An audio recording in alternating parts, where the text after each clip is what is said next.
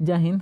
आज हम लोग एसएससी जीडी 2023 का सेट नंबर 5 को यहाँ पे डिस्कस करने वाले हैं। टोटल जो एग्जाम हुआ था आपका 76 शिफ्ट में एग्जाम हुआ और हम इसके 5वें नंबर को शिफ्ट को यहाँ पे देखने वाले हैं। तो आगे बढ़ने के बता दें कि इसका जो लिंक है आपका यहाँ पे हमारे टेलीग्राम चैनल पे अपलोड कर दिया गया है। इन पीडीएफ को आप वहाँ से डाउनलोड कर सकते हैं और टेलीग्राम चैनल का लिंक जो है डिस्क्रिप्शन में दिया गया है। और भी बता दें कि जो 2022 और 23 के जो भी इंपॉर्टेंट क्वेश्चन हुए उन सब का प्लेलिस्ट बना दिया गया है। आप उन प्लेलिस्ट को देखिए और जो भी 2022-23 का इंपॉर्टेंट क्वेश्चन है आप उनको रट के चली जाइएगा।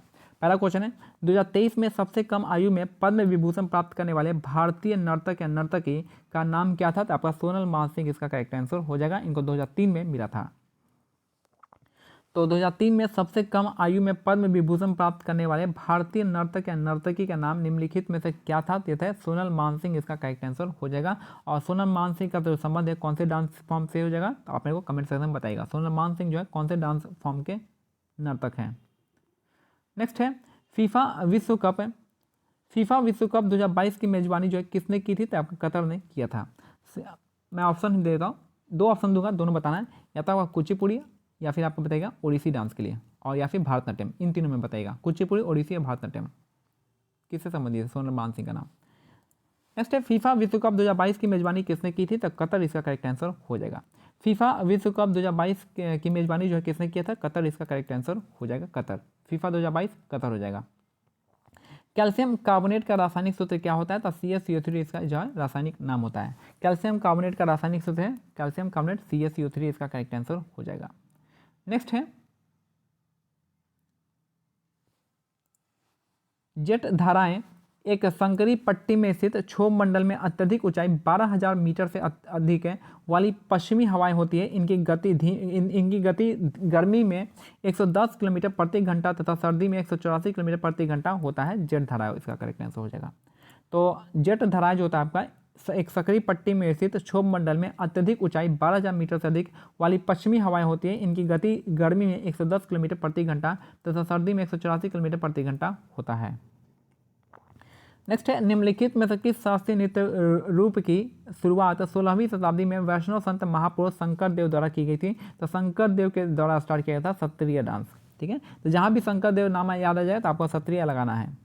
तो निम्नलिखित में से किस नृत्य शास्त्रीय नृत्य रूप की शुरुआत जो है 16वीं शताब्दी में वैष्णव संत समुदाय महापुरुष शंकर देव द्वारा स्टार्ट की गई थी? तो सत्रिय नृत्य इसका करेक्ट आंसर हो जाएगा।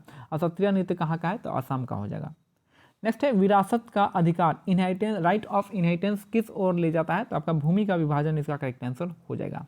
तो विरासत का अधिकार जो आपका राइट ऑफ इनहेरिटेंस किस ओर ले जाता है? तो भूमि का विभाजन को ये इंगित करता है। नेक्स्ट है क्वेश्चन नंबर 7 है 2011 की जनगणना के अनुसार किस केंद्र शासित प्रदेश का लिंगानुपात सबसे अधिक था? तो यहाँ पे पूछा आपका केंद्र शासित प्रदेश, तो ये हो जाएगा आपका पुडुचेरी हो जाएगा। और सबसे कम किसका? तो बिहार का हो जाएगा। और स्टेट में सबसे टॉप पे कौन है? आपके केरल हो जाएगा।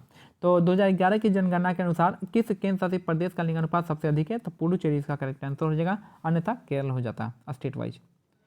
नेक्स्ट है गांधी इरविन समझौते पर किस वर्ष हस्ताक्षर किए गए थे? तो 1931 में हस्ताक्षर किया था। तो गांधी इरविन पैक्ट 5 मार्च 1931 हो जाएगा। ठीक है, तो गांधी इरविन पैक्ट जो है कब हस्ताक्षरित हुए थे? तो आपको 1931 में 5 मार्च 1931 याद रखिएगा। नेक्स्ट है नवंबर 2022 तक की स्थिति के अनुसार भारत में केंद्रीय शिक्षा मंत्री कौन है? तो धर्मेंद्र प्रधान इसका करेक्ट आंसर हो जाएगा। ठीक है, तो नवंबर 2022 तक की स्थिति के अनुसार भारत में जो केंद्रीय शिक्षा मंत्री है धर्मेंद्र प्रधान है, धर्मेंद्र प्रधान हो जाएंगे। नेक्स्ट है क्वेश्चन नंबर 10 देश के राष्ट्रपति के उनके पद से हटाने को महाभियोग के रूप में जाना जाता है। तो देश के राष्ट्रपति को उनके पद से हटाने के प्रोसेस को हम क्या कहते हैं? महाभियोग कहते हैं। महाभियोग इसका करेक्ट आंसर हो जाएगा। ठीक है, नेक्स्ट है स्वतंत्रता के बाद भारत ने 1951 में अपने पहली पंचवर्षीय योजना स्टार्ट की थी। तो स्वतंत्रता के बाद जो है भारत ने जो है कब अपना पहला पंचवर्षीय योजना स्टार्ट किया था? तो 1951 में स्टार्ट किया था। नेक्स्ट है निम्नलिखित यूनानी शासकों में से किसने मेगास्थनीज को चंद्रगुप्त मौर्य के दरबार में भेजा था? तो सेल्यूकस निकाटोर इसका करेक्ट आंसर हो जाएगा। तो सेल्यूकस निकाटोर ने जो है मेगास्थनीज को चंद्रगुप्त मौर्य के दरबार में भेजा था। ठीक है, और मेगास्थनीज के बुक का नाम क्या था? इंडिका हो जाएगा, इंडिका। और इंडिका में ही आपको जो चंद्रगुप्त मौर्य को कौन से नाम से बताया गया है? तो आपका है सैंडो कोटस के नाम से चंद्रगुप्त मौर्य को बताया गया और पाटलिपुत्र को पॉलीबोथस के नाम से कहा गया है। नेक्स्ट है एक बजट दस्तावेज जो किसी विशेष वित्तीय वर्ष के लिए सरकार की राजस्व प्राप्ति और राजस्व व्यय का संबोधित होता है तो उसे राजस्व बजट कहलाता है। तो एक बजट दस्तावेज जो किसी विशेष वित्तीय वर्ष के लिए सरकार की राजस्व प्राप्ति और राजस्व व्यय से संबंधित होता है उसे हम राजस्व बजट कहते हैं, राजस्व बजट।